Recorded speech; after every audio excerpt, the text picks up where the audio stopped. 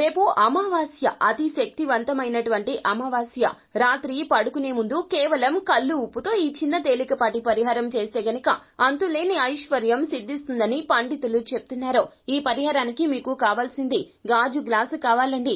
గాజు గ్లాసులో గంగా జలం లేదా మామూలు నీటిని అయినా కూడా సగానికి పైగా నింపండి. ఒకటి గుర్తుపెట్టుకోండి, ఈ యొక్క పరిహారం రాత్రి పడుకుంటాము అన్నప్పుడే చేయండి. ఒక గాజు గ్లాస్ తీసుకుని సగానికి పైగా నీటిని నింపి అందులోన కల్లు ఉప్పు, దొడ్డు ఉప్పు, రాక్ సాల్ట్ అని ప్రాంతాన్ని బట్టి పిలుస్తూ ఉంటారు. మెత్తని ఉప్పుతో పరిహారం చెయ్యొద్దు. చిటికెడంటే చిటికెడు కల్లు ఉప్పు సరిపోతుందండి. అందులో వేసి స్పూన్ పెట్టి చెంచా పెట్టి తిప్పేస్తే ఆ నీరు ఉప్పు నీరుగా మారిపోతుంది. ఆ నీటిని చేతిలోకి తీసుకుని సంకల్పం చెప్పుకొని మీరు పడుకునేటప్పుడు ఏదైతే తలగడ భాగం ఉంటుందో, కింద పడుకున్నా మంచం దగ్గర పడుకున్నా తలగడ కిందగా పెట్టుకోండి. అంటే మంచం కింద తల కిందగా పెట్టుకోండి. మరునాడు ఉదయాన్నే లేసి ఆ నీటిని తీసుకెళ్లి ఎక్కడైనా పారే నీటిలో లేదా ఎవరు తొక్కని ప్రదేశంలో కలిపేయండి.